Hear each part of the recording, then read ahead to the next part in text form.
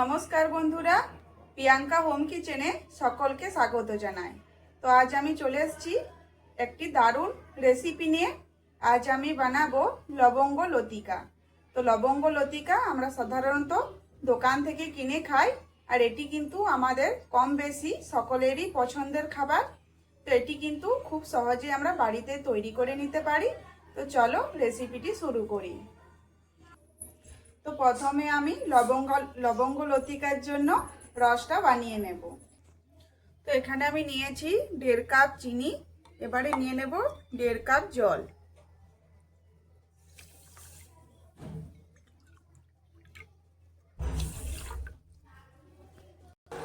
তো এখানে আমি 2টো এলাচ দিয়ে দিয়েছি। তো এখানে রসটা কিন্তু বেশি গাঢ়ও হবে না আর বেশি পাতলাও হবে না। তো এখানে যে দেখো চিনির রসটা কিন্তু আমার হয়ে গেছে। তো এখানে চিনির রসটা দেখবে যখন একটু হালকা চিপচিপ চিপচিপ করবে তখন জানবে এটা হয়ে গেছে। তো এবার এটা নামিয়ে নেব। তো এখানে আমি ময়দাটা মেখে নেব। তো এখানে আমি নিয়েছি 2 কাপ ময়দা। যে কাপে আমি চিনি নিয়েছি ওই কাপেরই মেপে আমি এখানে ময়দাটা নিয়েছি। দিয়ে দিলাম অল্প নুন। তো এবার এখানে দিয়ে দেব সাদা তেল 4 চামচ। তো এখানে ময়ানটা একটু বেশি করে দিলে ভালো হবে, এগুলো খাস্তা খাস্তা।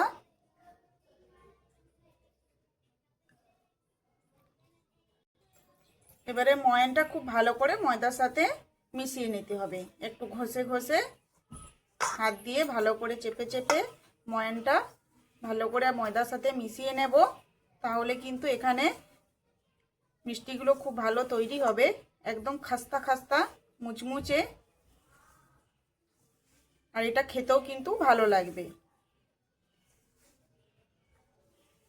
যত এভাবে ঘষে ঘষে ময়ানটা মিশানো হবে তত কিন্তু এখানে ময়দাটাও মাখাটাও ভালো হবে। তো এখানে পুরো রেসিপিটা দেখে নিতে হবে। যদি কোনো অংশ ভুল হয় তাহলে কিন্তু বাড়িতে এটা খুব সহজেই তৈরি করে নিতে পারবে না। আর পুরো রেসিপিটা দেখলেই কিন্তু তোমরা বাড়িতে খুব সহজেই এটা তৈরি করে নিতে পারবে। তাহলে আর দোকানে যেতে হবে না, খুব সহজে বাড়িতে বানিয়ে খেতে পারবে। বা বাড়িতে কোনো অনুষ্ঠান হোক বা আত্মীয় স্বজন আসুক, এইভাবে খুব সহজে অল্প সময়েই এটা বাড়িতে বানিয়ে তোমরা অনুষ্ঠান বাড়িতে দিতে পারবে। তো এই যে দেখো এখানে ময়ানটা আমার খুব ভালো করে দেওয়া হয়ে গেছে। এই যে একসাথে এইভাবে ঢেলা পাকিয়ে যাচ্ছে, তো এটা জানবে যে ময়ানটা খুব ভালো হয়ে গেছে। এবার এখানে আমি অল্প অল্প জল দিয়ে ময়দাটা মেখে নেব।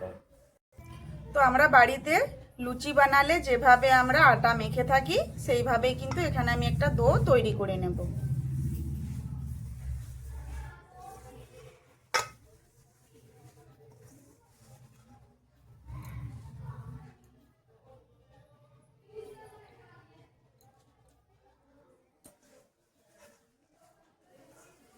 তো বন্ধুরা, আমার রান্নার রেসিপিগুলি তোমাদের যদি ভালো লেগে থাকে তো অবশ্যই আমার চ্যানেলটি সাবস্ক্রাইব করে আমার পাশে থেকো। তো ময়দাটা এখানে আমি একটু ভালো করে হাত দিয়ে থেসে থেসে মেখে নেব। যত এটা থেসে থেসে মাখবো তত কিন্তু এখানে মিষ্টিগুলো আমার ভালো তৈরি হবে। একটু সময় নিয়ে এইভাবে একটু মেখে নিতে হবে, দেরি হবে না। তো এই যে দেখো এখানে কিন্তু ময়দাটা আমার মাখা হয়ে গেছে। আর এই যে দেখো এটা কতটা সুন্দর মাখাটা হয়েছে। তো এবারে এটা আমি রেখে দেব ঢাকা দিয়ে। এবারে কিন্তু আমি ছানাটা ছিটিয়ে নেব। দুধটা গরম হয়ে গেছে, এবারে এটা আমি ছানা ছিটিয়ে নেব। তো এবারে এখানে আমি দিয়ে দেব ভিনিগার।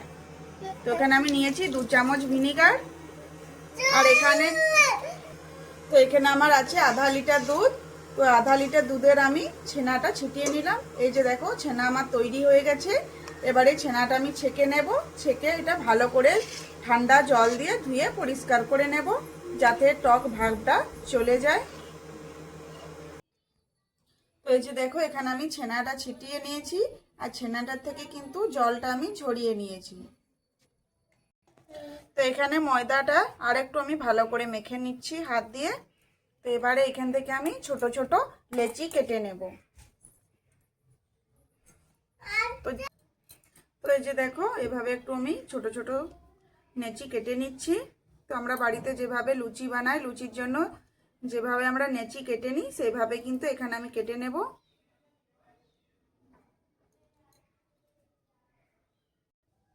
তো এইভাবে একটু হাত দিয়ে ঘুরিয়ে ঘুরিয়ে গোল করে নেব।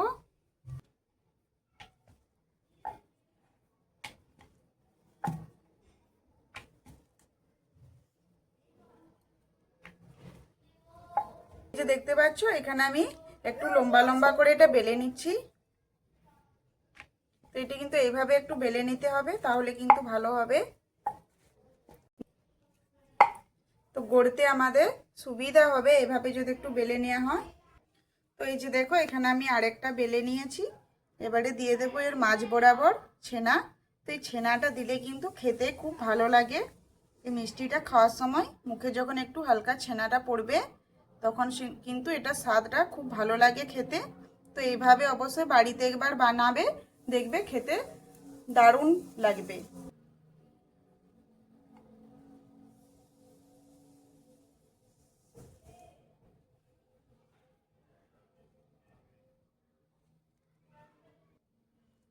তো এভাবে একটু চেপে দেব।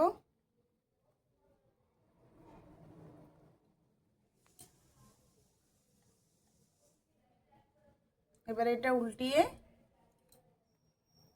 এভাবে একটু ঘুরিয়ে নেব।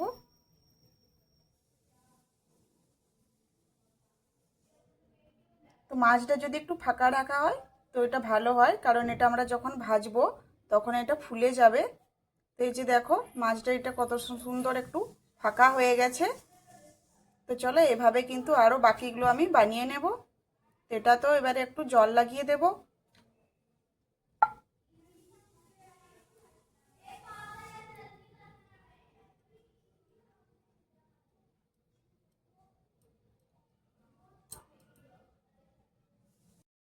ওই যে দেখো এখানে আমি সবগুলো বানিয়ে নিয়েছি।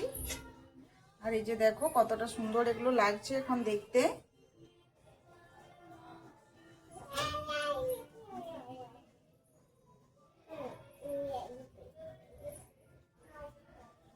তো এখানে সবগুলো আমার রেডি হয়ে গেছে। এবার এগুলো ভেজে নেব। তো এগুলো ভেজে নেব। তেল দিয়ে দিয়েছি, তেলটা কিন্তু একদমই গরম হয়নি, একদম ঠান্ডা তেলে আমি এগুলো দিয়ে দেব।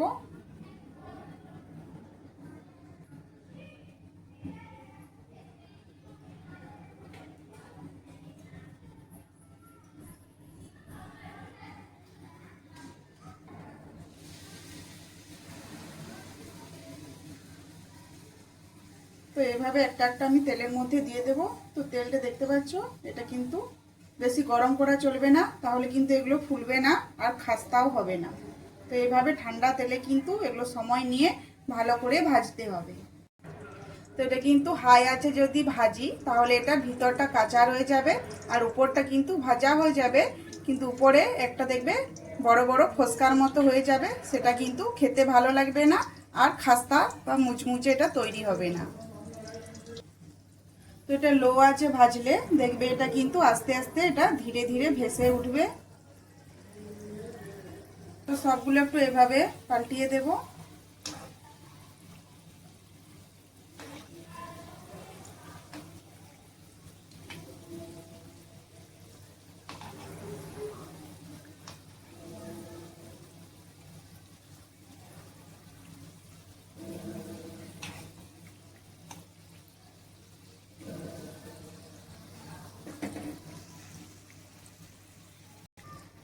তো এই যে দেখো এখানে কিন্তু হালকা লাল লাল হয়ে গেছে। তো এগুলো কিন্তু আরও আমি উল্টে পাল্টে ভালো করে আরও একটু লাল করে নেব। তো এখানে আঁচটা কিন্তু আমি একদমই লো রেখেছি, একদম হাই আঁচ করিনি। তো দেখতে পাচ্ছ এগুলো কতটা ফুলে উঠেছে, ফুলে একদম এই যে যে গাবুটা আমি রেখেছিলাম সেটা কিন্তু পুরো ফুলে ভরে গেছে। তো এগুলো আরও ফুলবে এইভাবে একটু সময় নিয়ে যদি আমি ভাজি লো আঁচে। আর এটা কতটা খাস্তা হয়েছে এখনই বোঝা যাচ্ছে। তো চলো এগুলো আবার ভালো করে আমি একটু উল্টে পাল্টে ভেজে নিই।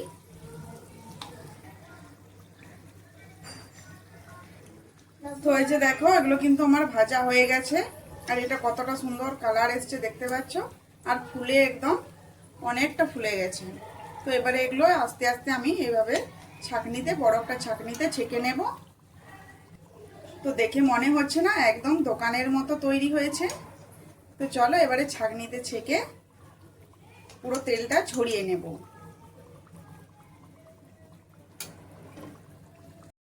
গরম গরম রসে দিয়ে দেব।